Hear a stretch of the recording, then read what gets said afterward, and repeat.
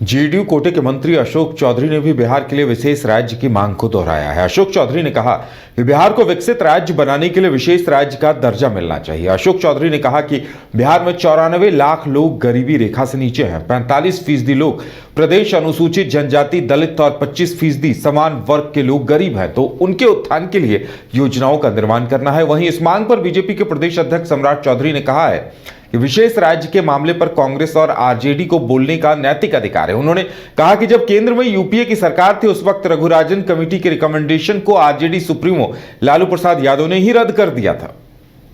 बिल्कुल विशेष राज्य की दर्जे की मांग भी रहेगी और जो मांग है उसका हमारे पास जस्टिफिकेशन भी है, मतलब हमारे पास साक्ष्य भी है कि क्यों हम विशेष दर्जे की मांग कर रहे हैं। और हम बिहार को, अगर आप चाहते हैं कि हम विकसित राज्यों की श्रेणी में आए, बीमारू राज्य के श्रेणी में केंद्र सरकार ने बिहार सहित और राज्यों को रखा था और उसके लिए विशेष पैकेज और विशेष की व्यवस्था की थी पहले यूपीए की सरकार ने। तो बीमारू राज्य माना कि बिहार एक बीमारू राज्य की श्रेणी में था और माननीय नेता ने इन 18 वर्षों में सबसे तेज गति से विकसित करने वाला प्रदेश बनाया। फिर भी हमारी जनसंख्या ज्यादा है, क्योंकि सभ्यता हमारे यहाँ पहले आई थी, हमारे यहाँ जनसंख्या ज्यादा, उसमें हमारी कोई गलती नहीं है।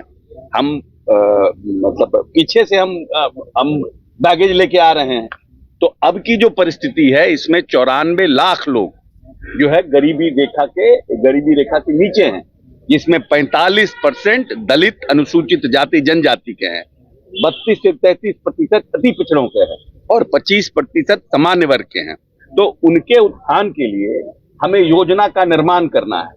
तो जब तक कि आप हमको स्पेशल पैकेज नहीं दीजिएगा, हमारे लिए स्पेशल असिस्टेंस नहीं दीजिएगा, हमारे यहाँ जो योजना 90-10 की थी, आज उस योजनाओं को आप 60-40 पर कर दिए और योजना भारत सरकार की है, इम्प्लीमेंटेशन की स्कीम भारत सरकार की है और आप 60% हमसे ले रहे हैं, 40% अपना दे रहे हैं।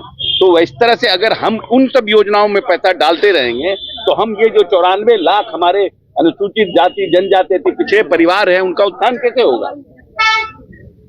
उनका उत्थान कैसे? तो हमें चाहिए विशेष राज्य का दर्जा, स्पेशल पैकेज, और उसकी बात को मजबूती से हम लोग उठाएंगे। जो कि क्षेत्रीय परिषद की बैठक होने वाली है, गृह मंत्री अमित शाह भी आ रहे हैं, पर बिहार के जितने भी सत्ता पक्ष के दल हैं वो कह रहे हैं कि कुछ फायदा तो होने वाला नहीं है। देखिए, गृह मंत्री जी आ रहे हैं, जो क्षेत्रीय परिषद की बैठक होती है उसके लिए आ रहे हैं। कौन क्या बोल रहा है इससे मतलब नहीं है लेकिन बिहार के विकास के लिए जरूर आ रहे हैं।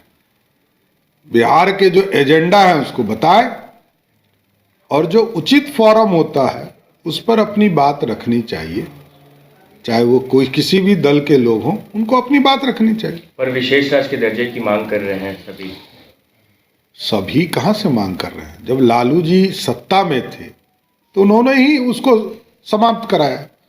रघुराम राजन कमेटी जब बनी थी तो लालू जी सहयोगी थे यूपीए के, कांग्रेस पार्टी सत्ता में थी, रिजेक्ट कर दिया बिहार के प्रस्ताव।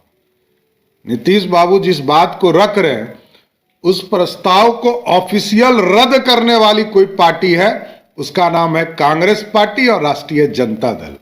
तो विशेष राज्य का दर्जा पर दो पार्टी को बोलने का नैतिक अधिकार नहीं है, वो है राजद और कांग्रेस पार्टी।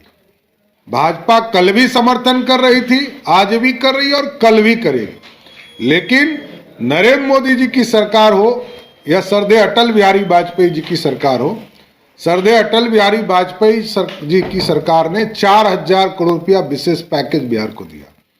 नरेंद्र मोदी जी की सरकार ने 1,65,000 करोड़ रुपया का अलग से बजट का प्रावधान किया, विशेष सहायता दिया। और आज भी नीतीश कुमार जी की सरकार में नीतीश बाबू कटोरा लेके ही खड़ा है। 2,61,000 करोड़ के बजट में लगभग 2 लाख करोड़ रुपया भारत सरकार देती है, नरेंद्र मोदी की सरकार देती है, ये नीतीश कुमार नहीं देते। नीतीश कुमार जी के पास तो 32,000 करोड़ रुपया ही है, वो भी सबसे ज्यादा वैट वसूलने का काम नीतीश कुमार की सरकार करती। और सबसे ज्यादा दाम यदि पेट्रोल और डीजल का है तो उसका कारण है कि बिहार